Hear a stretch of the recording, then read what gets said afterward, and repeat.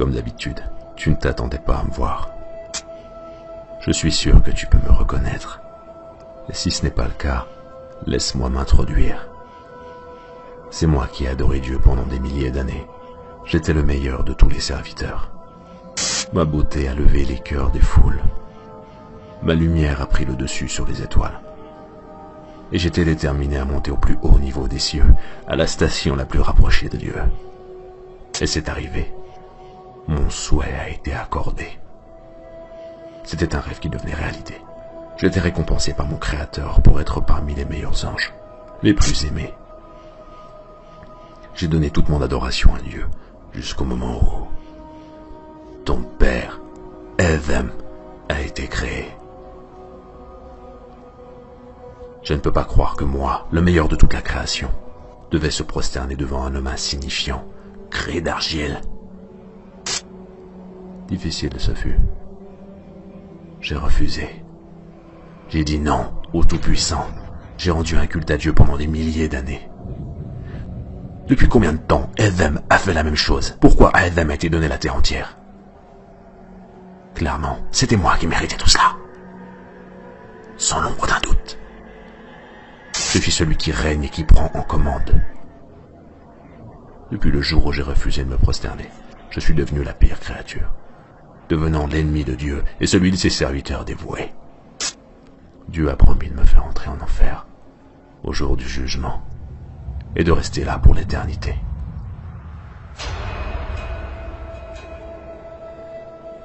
Tout cela n'arrive qu'à cause de toi. Je te déteste et je t'envie, de la même façon que j'envie ton père. Depuis que tu es né, je t'ai constamment amené au péché pour nuire à ta vie. Je n'irai pas en enfer tout seul. Je veux que tu partages cette douleur avec moi et le malheur qui m'atteindra. Je veux te voir brûler, pleurer et crier comme je vais le faire. Sais-tu comment je vais y arriver? Je vais te dévoiler les secrets derrière mes tromperies. Les ruses, la manipulation des stratégies. Et les utiliser tous pour t'amener vers les péchés. Je vais te montrer comment j'entre dans les cœurs des gens pour causer la corruption dans ce monde. Tu dois sûrement te demander, pourquoi voudrais-je te dévoiler mes secrets? Ne t'en fais pas, tu vas probablement tout oublier à la fin de notre rencontre. Pour commencer, je veux clarifier une fausse idée que tu peux avoir. Malheureusement, je n'ai aucun pouvoir pour t'amener à pécher. Mais seulement en influençant ton libre arbitre, je peux amener l'humanité à désobéir à Dieu. Mon plan est de faire détourner les gens de la religion. Ma stratégie pour t'égarer est vraiment simple. Je t'amène d'abord à l'infidélité et à associer des partenaires à Dieu qui font partie du pire des péchés. Si tu y résistes et que tu ne te fais pas piéger, j'aime ça. Je m'en vais alors au plan B, qui est le fait de t'amener au péché majeur. Comme abandonner ta prière, l'adultère, faire du mal à ton prochain, boire de l'alcool. Si tu es un vrai croyant et que tu restes inébranlable, je ne me décourage pas. Je t'appelle vers les péchés mineurs. Si tu m'ignores, je vais alors occuper tes journées avec des choses licites. Ils ne sont ni des péchés, ni des bonnes actions, comme le fait de trop manger ou de courir après la vie de ce bas monde. Tout cela va t'empêcher à accumuler des récompenses. La façon que je fais tout cela est en entrant graduellement dans ton cœur, à travers tes faiblesses. À travers ce que tu aimes le plus, je t'attire étape par étape.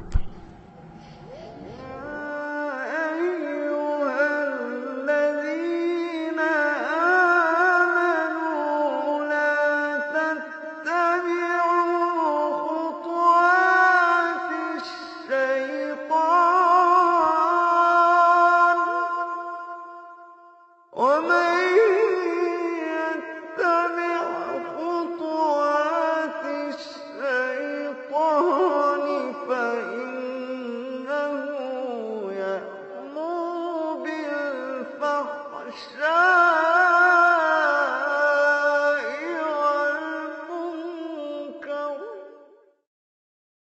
J'embellis la vie d'ici-bas à tes yeux. Je la rends magique. C'est dur de résister, difficile de rejeter. Richesse, pouvoir, popularité, et les femmes deviennent le centre de toutes les pensées. Tout ce à quoi les gens se soucient uniquement.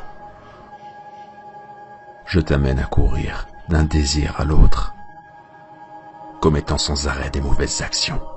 Et plus vous péchez, et plus j'occupe vos âmes. Et lorsque tu découvriras la vérité que tu es devenu mon esclave, tu seras mort. Et si tout cela échoue, je commence à mettre de la peur et de la tristesse dans ton cœur. La pauvreté te fera peur, au point où tu iras jusqu'à mentir et à voler. Je vais faire pour que tu aies peur de l'oppresseur, pour que tu ne défendes pas l'oppressé.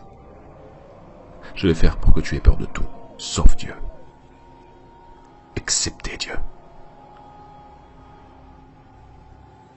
Et si tu es toujours tenace, alors ce sera le temps pour un de mes meilleurs trucs. J'utilise les élites parmi mes esclaves, ceux qui dédient leur vie à me servir, à moi et à mes plans.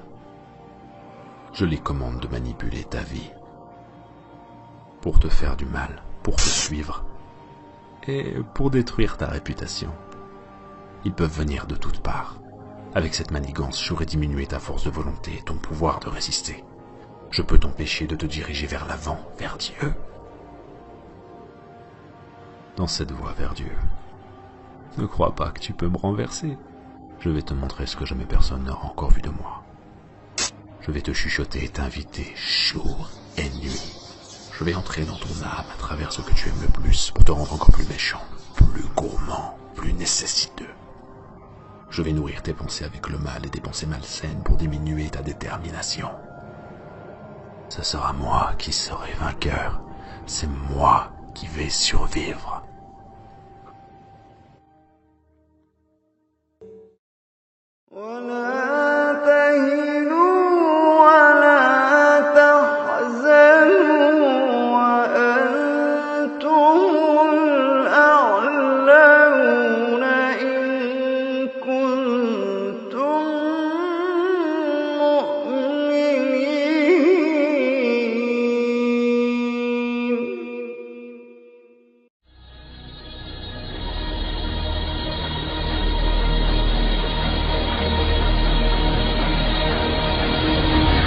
So the idea of the Dajjal is that the Dajjal will come and tell people in the same way that Isa a.s. told them that the next world is what you should work for, the Dajjal would tell them this world is what you should work for. In the same way that Isa a.s. told them that dunya is gharoor, it's a delusion and it will delude you. The Dajjal will tell them the next world is a delusion.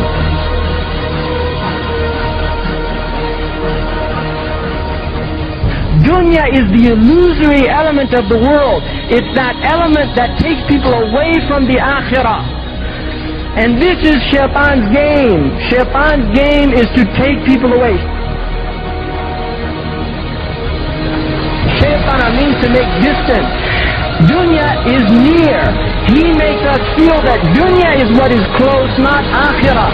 Islam tells us dunya is distant. You see, like the beer commercial, you only live once, so get all the gusto you can. Right, that's a Budweiser. You only live once, you only go around once, so get all the gusto you can. This is the message of this age.